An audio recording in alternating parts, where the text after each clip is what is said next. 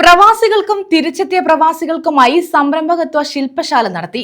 Norka റൂട്ട്സും centre for management ഡെവലപ്മെന്റും സംയുക്തമായി ഓച്ചിറയിലാണ് ശില്പശാല സംഘടിപ്പിച്ചത്.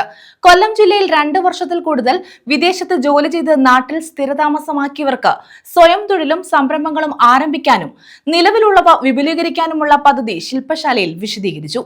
1500 പുതിയ സംരംഭകരെ സൃഷ്ടിക്കുകയാണ് ലക്ഷ്യം. നോർക്ക റൂട്ട്സും സെന്റർ ഫോർ മാനേജ്മെന്റ് ഡെവലപ്മെന്റും ചേർന്നാണ് കൊല്ലം ജില്ലയിലെ പ്രവാസികൾക്കും തിരിച്ചെത്തിയ പ്രവാസികൾക്കുമായി സംരംഭകത്വ ശില്പശാല സംഘടിപ്പിച്ചത്. ഓച്ചിറയിലാണ് ശില്പശാല സംഘടിപ്പിച്ചത്. NORKA root centre manager Safarulla S ഉദ്ഘാടനം ചെയ്തു.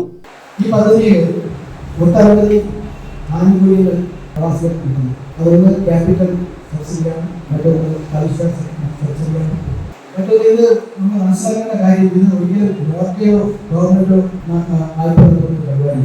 ഇത് ബാങ്ക് നൽകുന്ന വായ്പയ്ക്ക് സംസ്ഥാന സർക്കാർ പ്രവാസികളുടെ കൈത്താങ്ങുന്നതിനായി ചെറിയൊരു സബ്സിഡി, മൂലധന സബ്സിഡി, പലിശ സബ്സിഡി നൽകുക. Centre for management development project officer Smitha Chandran അധ്യക്ഷത വഹിച്ചു. Associate professor PG Anil class നയിച്ചു.